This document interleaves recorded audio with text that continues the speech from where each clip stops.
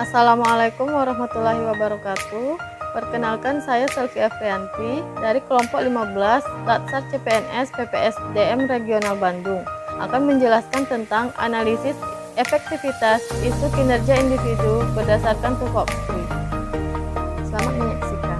Baiklah, kita akan melakukan identifikasi isu. Ada 3 isu, yaitu masih rendahnya cakupan imunisasi pada bayi dan balita di posyandu selama pandemi, masih rendahnya pengetahuan calon pengantin tentang pemeriksaan penyakit menular, masih rendahnya pengetahuan ibu nifas tentang nutrisi pada masa nifas. Setelah melakukan identifikasi isu, kita akan menentukan isu prioritas menggunakan analisis USG. Dari analisis USG didapatkan nilai tertinggi pada isu masih rendahnya cakupan imunisasi pada bayi dan balita di posyandu selama pandemi. Setelah menemukan isu prioritas, kita akan menganalisis masalah menggunakan diagram fishbone. Ada 4 faktor, yaitu man, method, material, dan mesin. Dari faktor man-nya didapatkan kurangnya pengetahuan ibu dan keluarga tentang pentingnya imunisasi, ibu lupa dengan jadwal posyandu. Lalu dari metodenya, kurang tertibnya pencatatan dan pelaporan imunisasi. Dari material, ada beberapa vaksin yang kosong selama pandemi.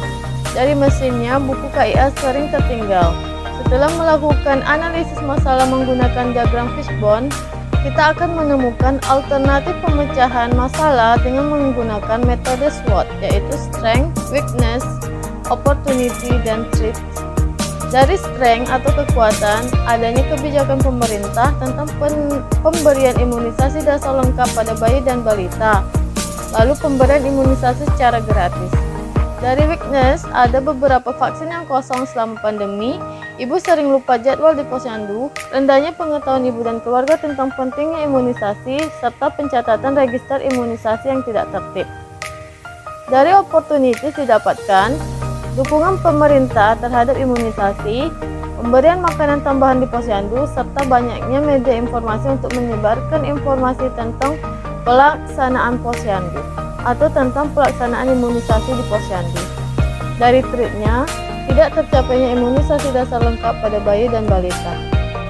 Alternatif pemecahan masalah dengan menggunakan strategi WO atau weakness dan opportunity, di mana kita akan fokus pada kelemahan dan peluang dengan meminimalkan kelemahan yang ada untuk memanfaatkan peluang eksternal. Yang pertama, melakukan koordinasi dengan pemegang program dan dinas kesehatan tentang ketersediaan vaksin. Koordinasi dengan kader agar mengumumkan jadwal posyandu sehari sebelumnya, baik secara langsung maupun tidak langsung. Melakukan penyuluhan pentingnya imunisasi bagi bayi dan balita, serta memperbaiki pencatatan register imunisasi. Selanjutnya, kita akan menuangkan ke dalam tabel rekomendasi alternatif pemecahan isu. Isunya, rendahnya cakupan imunisasi di posyandu selama pandemi. Penyebabnya, kekosongan beberapa vaksin, rendahnya pengetahuan ibu, pencatatan dan pelaporan yang tidak tertib.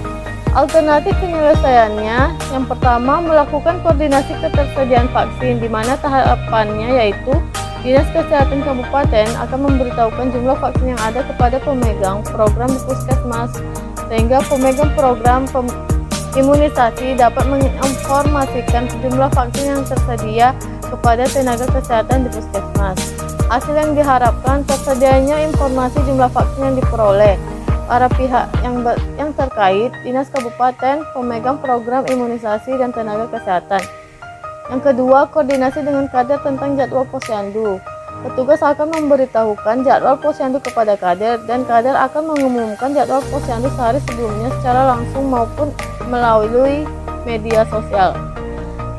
Hasil yang diharapkan, ibu yang mempunyai bayi dan balita tidak lupa tentang jadwal posyandu.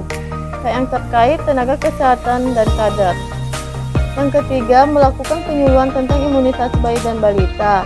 Tahapannya, sebelum melakukan posyandu, tenaga kesehatan akan melakukan penyuluhan imunisasi dan membagikan leaflet tentang imunisasi. Hasil yang diharapkan, meningkatnya pengetahuan ibu tentang imunisasi bagi bayi dan balita, pihak yang terkait, tenaga kesehatan. Yang keempat, memperbaiki pencatatan register imunisasi. Memperbaiki register imunisasi menjadi register imunisasi per vaksin. Segera melakukan pencatatan setelah imunisasi diberikan agar petugas tidak lupa. Hasil yang diharapkan, pencatatan dan pelaporan yang tertib dan baik yang terkait pemegang program tenaga kesehatan.